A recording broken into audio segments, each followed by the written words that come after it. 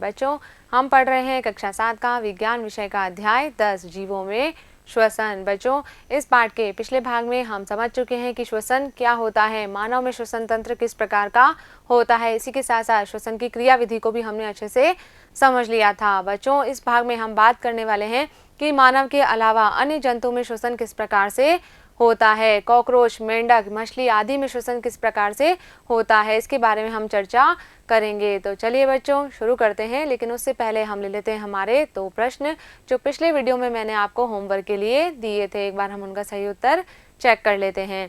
पहला प्रश्न था बच्चों कि अंत श्वसन के समय डायफ्राम किस ओर गति करता है। तो बच्चों, हमने पढ़ा था कि जब हम अंत श्वसन कर रहे हैं यानी कि वायु को अंदर ले रहे हैं तो इस समय पसलियां जो होती है वो ऊपर और बाहर की ओर गति करती है और डायफ्राम किस ओर गति करता है, नीचे की ओर गति करता है, जिससे क्या होता है, वक्ष गुहा का आयतन बढ़ जाता है और वायु जो होती है वो फेफड़ों में भर जाती है। चलिए दूसरा प्रश्न देखते हैं। दूसरा प्रश्न था उच्च वसित वायु के कारण चूने का पानी दूधिया क्यों हो जाता है। तो बच्चों, हमने बात की थी कि जब हम वायु को बाहर निकाल रहे हैं यानी कि जो उच्च वसित वायु है उसके अंदर कार्बन डाइऑक्साइड की मात्रा अधिक होती है और जो कार्बन डाइऑक्साइड गैस होती है ये चूने के पानी को दूधिया कर देती है। तो बच्चों, ये हो गए दोनों प्रश्नों के उत्तर। अब बढ़ते हैं हम हमारे टॉपिक की तरफ। तो हम बात कर रहे थे अन्य जंतुओं में श्वसन की। तो बच्चों, दूसरे जंतु जैसे कि हाथी, शेर, गाय, बकरी, छिपकली, सांप या पक्षी आदि जो होते हैं इनके अंदर मानव की भांति ही जो है वो फेफड़े पाए जाते हैं। तो इनके अंदर तो क्या होगा कि जो श्वसन की प्रक्रिया है वो मनुष्य के समान ही होती है। लेकिन बच्चों, यदि हम बात करें कॉकरोच की, केचुए की या मछलियों की तो इनके अंदर क्या होती है, श्वसन की प्रक्रिया थोड़ी भिन्न होती है। बच्चों, जो कॉकरोच होता है इसके अंदर क्या होता है, शरीर में छोटे छोटे छिद्र पाए जाते हैं जो क्या कहलाते हैं, श्वास रंध्र कहलाते हैं। यानी कि क्या है, शरीर पर ही छोटे छोटे छिद्र उपस्थित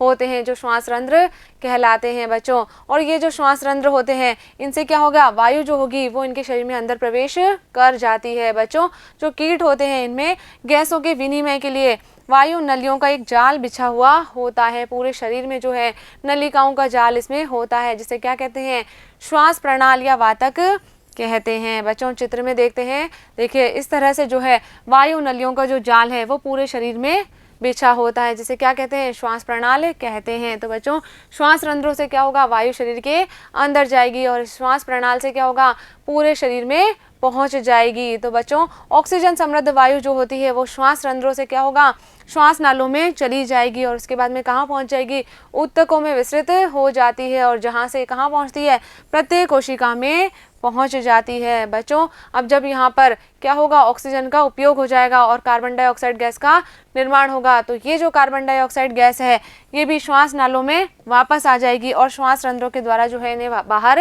निकाल दिया जाता है। यानी कि क्या हो रहा है, श्वास रंध्रों से पहले ऑक्सीजन अंदर गई और शरीर के प्रत्येक कोशिका तक पहुंच गई और फिर क्या होगा, जब वहां पर CO2 का निर्माण हो गया तो वो जो CO2 है वो इन श्वास नालों के सहायता से कहाँ होगी, वापस श्वास रंध्रों तक पहुंच जाएगी और श्वास रंध्रों की सहायता से शरीर से बाहर निकाल दी जाती है। चलिए बच्चों, आगे हम बात कर रहे हैं कि केंचुओं में श्वसन किस प्रकार से होता है। बच्चों, जो केंचुआ होता है वो अपनी त्वचा के द्वारा श्वसन करता है। किससे करेगा बच्चों, त्वचा के द्वारा। इसीलिए क्या होता है, केंचुए के जब हम हाथ लगाते हैं तो उसकी त्वचा कैसी महसूस होती है, आर्द्र और श्लेष्मीय महसूस होती है और क्या होगा, इस त्वचा के माध्यम से ही गैसों का जो आवागमन होता है वो आसानी से इसमें हो जाता है। चलिए आगे हम बात कर रहे हैं कि मेंढक में श्वसन किस प्रकार से होता है। बच्चों, जो मेंढक होता है उसमें मनुष्य की भांति ही फेफड़े उपस्थित होते हैं और इसी के साथ साथ क्या भी होता है, त्वचा से भी श्वसन कर पाते हैं, इसलिए इनकी त्वचा भी कैसी होती है बच्चों,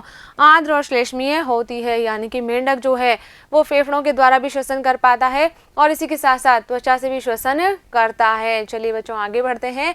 आगे बच्चों की जल में श्वसन किस प्रकार से होता है। हम जानते हैं बच्चों कि मछली और बहुत सारे जीव कहाँ पर रहते हैं, जल में रहते हैं और जो श्वसन की प्रक्रिया होती है वो इनमें जल में ही संपन्न होती है। तो बच्चों, जो मछलियां होती हैं इनके अंदर श्वसन के लिए क्लोम या गिल पाए जाते हैं। ये क्लोम क्या करते हैं बच्चों कि जल में घुली हुई ऑक्सीजन का उपयोग करने में मछली की सहायता करते हैं। इस तरह से चित्र में देखिए बच्चों, ये जो क्लोम है इस मछली में ये कहाँ होते हैं, त्वचा से बाहर की तरफ निकले होते हैं और क्या होगा, इनमें रक्त वाहिनियों की संख्या अधिक होती है जो क्या करते हैं, गैसीय विनिमय में सहायता करते हैं। तो मछली जो है जल में भी इन क्लोम की सहायता से आसानी से श्वसन कर पाती है। चलिए बच्चों, आगे हम बात करते हैं कि पादपों में श्वसन की प्रक्रिया किस प्रकार से होती है। बच्चों, जो पौधे हैं वो भी क्या है, हमारी तरह ही सजीव हैं। तो इन पौधों में भी जो है वो मनुष्यों की भांति क्या होती है, श्वसन की प्रक्रिया होती है। ये भी क्या करते हैं, वायु यानी कि ऑक्सीजन को शरीर के अंदर लेते हैं और कार्बन डाइऑक्साइड गैस को जो है निर्मुक्त कर देते हैं। बच्चों, यहाँ पर जो ऑक्सीजन है उसका उपयोग किसमें होगा, ग्लूकोज के विखंडन में, और जिससे क्या बनेगा, कार्बन डाइऑक्साइड और जल का निर्माण होता है।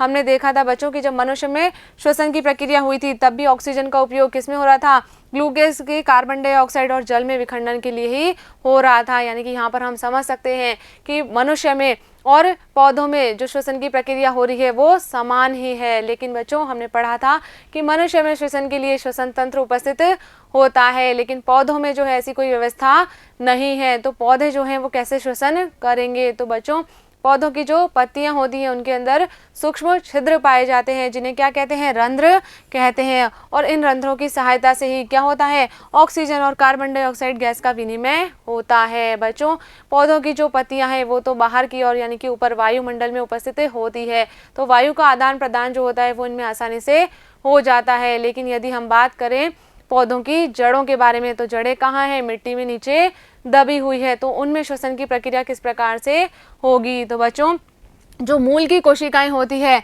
इनको भी ऊर्जा उत्पन्न करने के लिए श्वसन की आवश्यकता होती है। तो ये क्या करती है बच्चों कि जो मृदा के कणों के बीच में वायु अवकाश है, बीच में देखिए इस तरह से जो वायु अवकाश हैं उनके अंदर जो वायु उपस्थित होती है उनको ग्रहण करती है। जो मूल रोम होते हैं बच्चों, ये क्या करेंगे कि मृदा कणों के बीच के जो खाली स्थान है, वायु अवकाश है, उनमें जो वायु उपस्थित होती है उनमें ऑक्सीजन को ले लेते हैं और श्वसन की प्रक्रिया यहाँ पर संपन्न हो जाती है। तो बच्चों, यहाँ पर हमें समझ में आ रहा है कि चाहे मनुष्य हो या पेड़ पौधे हो, सभी को श्वसन की आवश्यकता होती है। तो हम कह सकते हैं बच्चों कि सभी जीवों को अपनी उत्तरजीविता हेतु आवश्यक ऊर्जा को प्राप्त करने के लिए श्वसन की आवश्यकता होती है और इसीलिए सभी सजीवों में जो है वो श्वसन की प्रक्रिया संपन्न होती है। तो बच्चों, यहाँ पर हमारा ये अध्याय कंप्लीट हो गया है। मुझे उम्मीद है कि इस वीडियो में हमने जो भी बातें की है वो आपने अच्छे से समझी होगी और अपनी कॉपी में नोट भी कर ली होगी। तो बच्चों, मिलेंगे हम अगले वीडियो में इस पाठ के अभ्यास प्रश्नों के साथ। तब तक आप पढ़ते रहिए, आगे बढ़ते रहिए। धन्यवाद।